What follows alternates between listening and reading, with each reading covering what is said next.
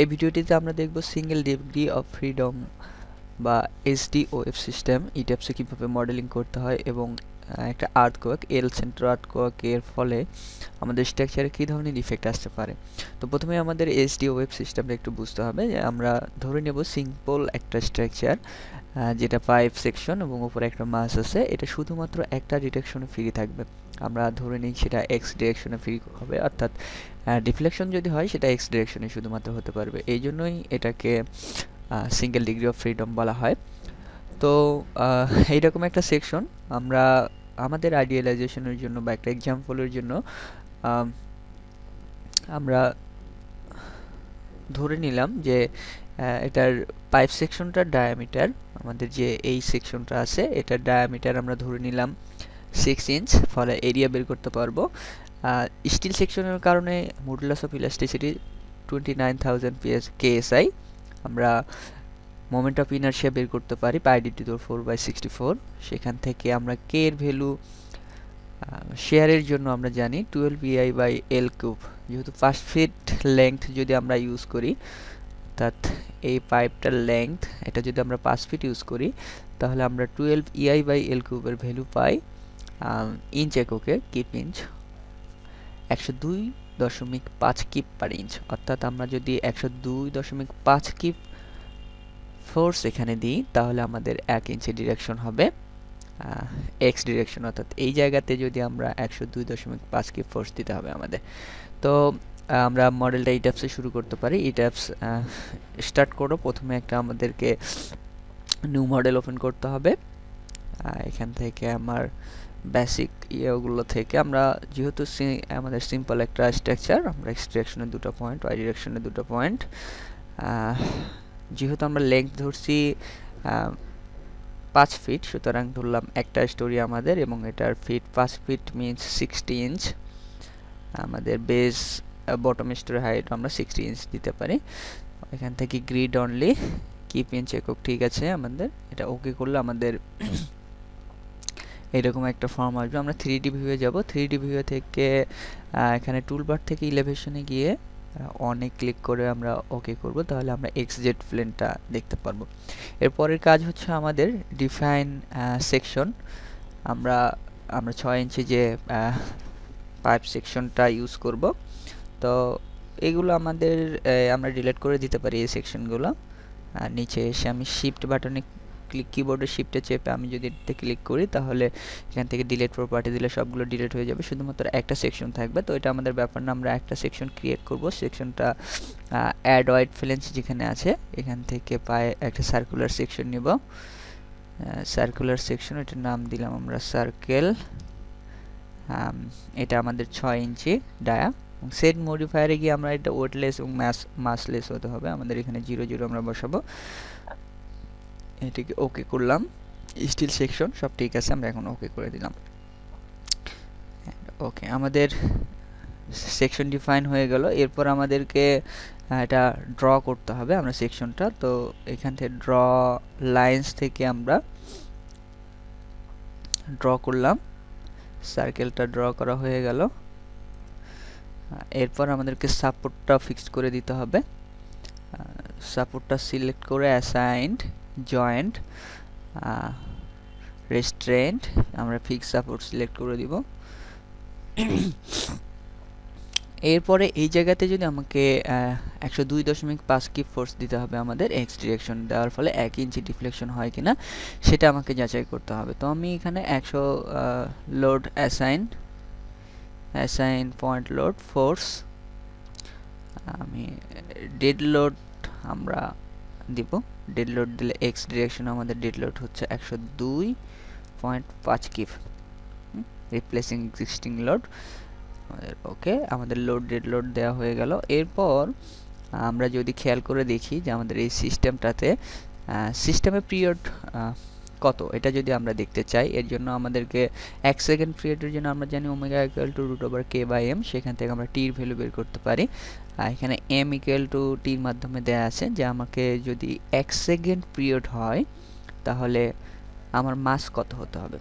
আমার এখানে একটা সিম্পল ক্যালকুলেশন দেয়া আছে যে আমরা k = 102.5 এর জন্য 1 সেকেন্ড পিরিয়ড বানাতে হলে আমার মাস হতে হবে 2.596 এবং 0.5 সেকেন্ডের জন্য 0.649 মাস হতে হবে।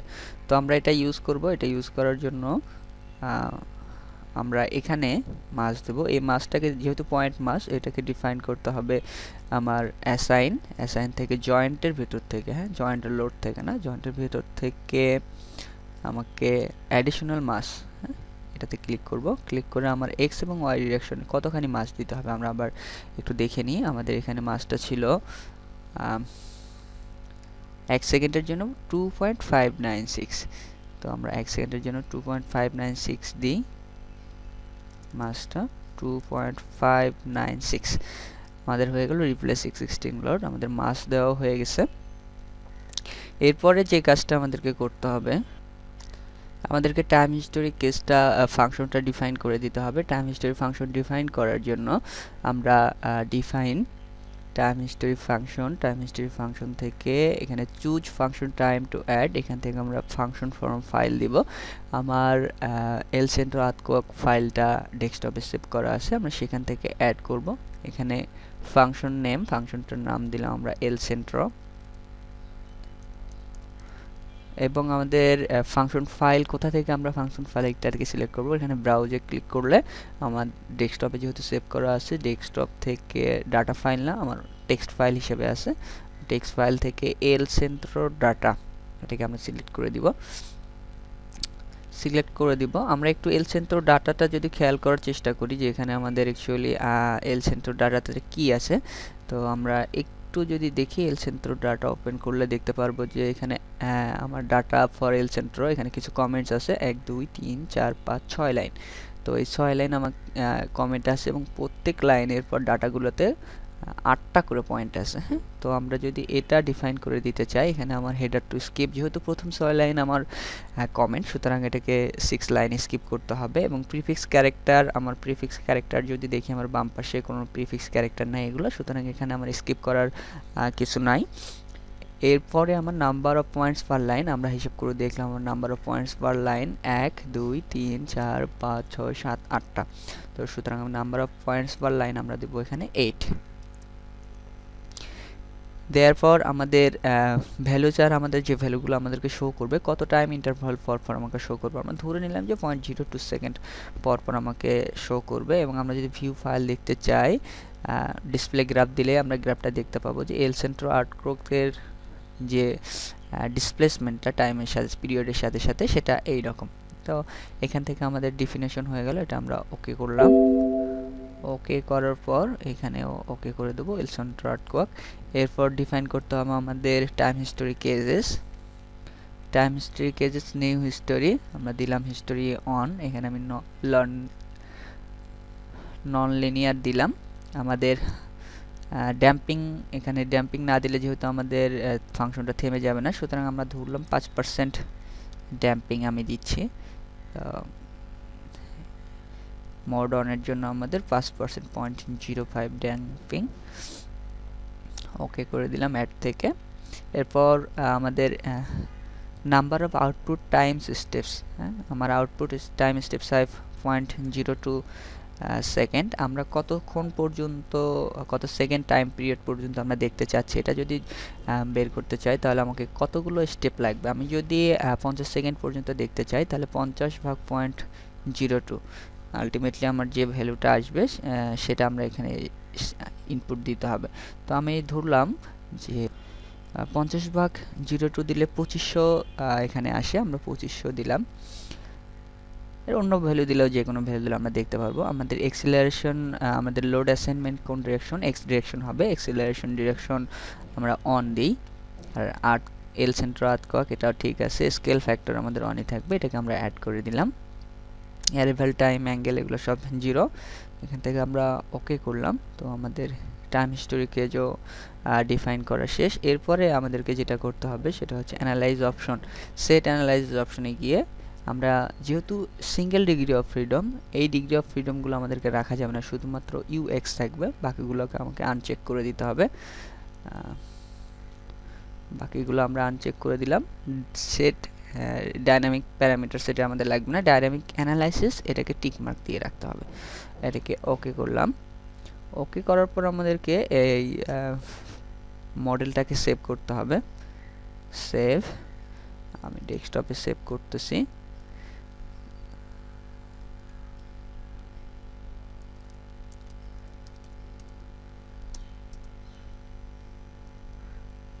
এল সেন্ট্রো দিয়ে সেভ করি। মডেলটা সেভ করলাম, এরপর আমাকে অ্যানালাইজ করব, রান অ্যানালাইসিস।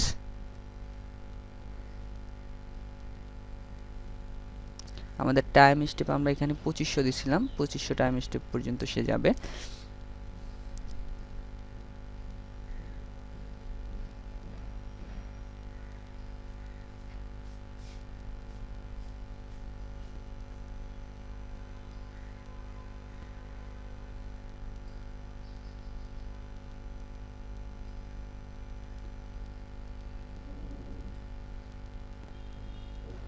আমাদের অ্যানালাইসিস শেষ হয়ে গেছে। এখন আমরা যদি অ্যানালাইসিস রেজাল্টগুলো দেখতে চাই, তাহলে আমরা দেখব যে এখানে একটা ডিফ্লেক্টেড শেপ চলে যাচ্ছে। তো আমরা অ্যানালাইসিস রেজাল্ট দেখার জন্য আমাকে প্রথমে mode shape, failure mode shape কত, এটা আমাকে প্রথমে দেখতে হবে। এটার জন্য আমাদেরকে যা করতে হবে সেটা ডিসপ্লে, শো মোড শেপ, এখান থেকে number 1 mode shape, auto scale factor. এখান থেকে আমরা যদি দেখি, এখানে টাইম পিরিয়ড আমরা দেখতে পাচ্ছি টপে এলিভেশন ভিউয়ে মোড অন, পিরিয়ড 1.01 সেকেন্ড, যেটা আমরা আমাদের ক্যালকুলেশনের জন্য আমরা ধরে নিয়েছিলাম 1 সেকেন্ডের জন্য মাস দিচ্ছি। সুতরাং আমাদের টাইম পিরিয়ডটা মোটামুটি 1 সেকেন্ডের কাছাকাছি চলে আছে, আমরা দেখতে পাচ্ছি 1.01 সেকেন্ড। তো আমাদের টাইম পিরিয়ডটা ঠিক আছে।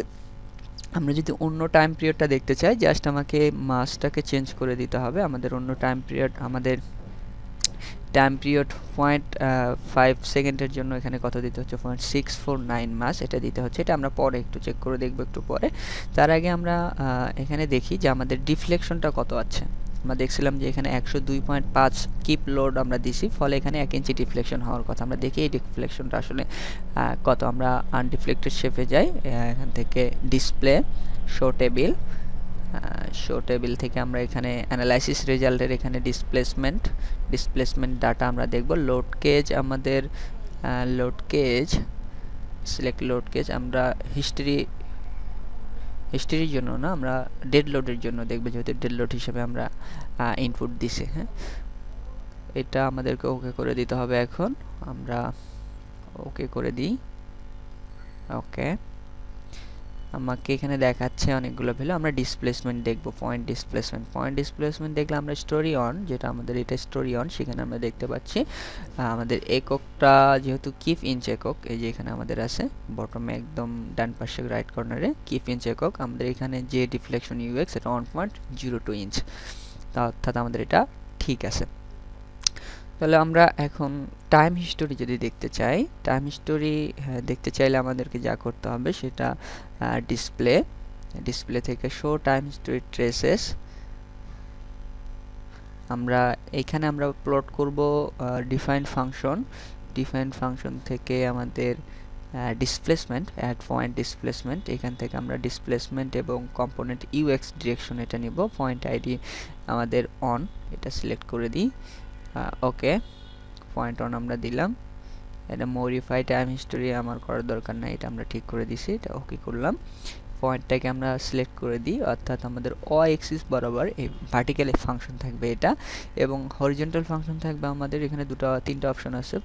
Point on time input energy, আমরা টাইম দিব, এবং এখানে আমরা দেখতেছি যে আমরা 2500 স্টেপ যেহেতু দিয়েছি, 0.02 হলে 2500 ইঞ্চি 0.02 মিলে 50 সেকেন্ড পর্যন্ত টাইম রেঞ্জ, এটা বাই ডিফল্ট সেটা শো করতেছে। তো আমরা যদি ডিসপ্লে গ্রাফ করি তাহলে দেখতে পারবো যে আমাদের ম্যাক্সিমাম ডিসপ্লেসমেন্ট, মিনিমাম ডিসপ্লেসমেন্ট, আমাদের স্ট্রাকচারের উপর ইফেক্টটা কীরকম এসেছে, এক্সেলারেশন কত, ডিসপ্লেসমেন্টটা কত হবে সেটা আমরা দেখতে পাচ্ছি। আমরা দেখতেছি যে ডান পাশে ইউএক্স ম্যাক্সিমাম, মিনিমাম দেওয়া আছে -1.129 e⁻², 4.82 সেকেন্ড, এবং ম্যাক্সিমাম হচ্ছে 1.127 e⁻², 4.38 সেকেন্ড। সুতরাং আমাদের এই জায়গায় ম্যাক্সিমাম পজিটিভ এবং এই জায়গায় আমাদের ম্যাক্সিমাম নেগেটিভ। তো এটা আমাদের স্ট্রাকচারের উপর ইফেক্ট আসলো। আমরা ডান করে দিই। এরপর আমাদের অ্যানালাইসিস রেজাল্ট থেকে আমরা যদি টাইম পিরিয়ড যদি চেঞ্জ করে দেখতে চাই, টাইম পিরিয়ডটাকে কিভাবে চেঞ্জ করব। টাইম পিরিয়ড চেঞ্জ করতে হলে আমরা মডেলটাকে, আমাদের মডেল অ্যানালাইসিস শেষ, আমরা মডেলটাকে টাইম পিরিয়ড চেঞ্জ করে দেখতে হলে প্রথমে আনলক করতে হবে। আনলক করার পর আমরা ডিফাইন যে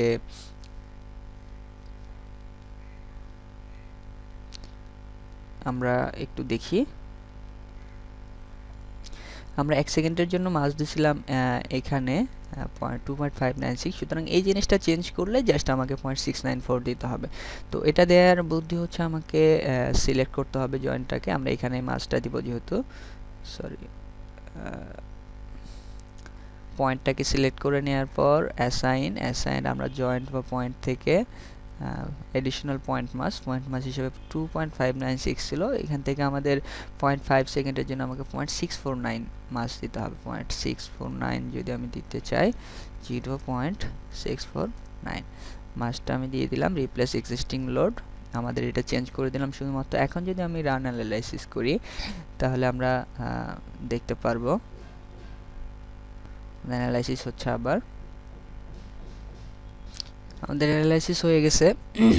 আমরা যদি এখন মোড শেপ দেখি, ডিসপ্লে থেকে শো মোড শেপ, এখান থেকে মোড শেপ অনের জন্য আমরা দেখতে চাইলে আমাদের টাইম পিরিয়ড আসার কত 0.5, হ্যাঁ আমরা দেখতেছি 0.505, অর্থাৎ আমরা যা ধরে নিয়েছিলাম সেটাই প্রায় চলে আসছে 0.5 সেকেন্ডের জন্য। সুতরাং আমাদের অ্যানালাইসিসটা আমরা ধরে নিতে পারি যে আমাদের অ্যানালাইসিসটা ঠিক আছে। এইরকম করে আমরা অন্য ডাটা দিয়েও এটাকে চেক করতে পারি। তো আজকে এই পর্যন্ত, ধন্যবাদ।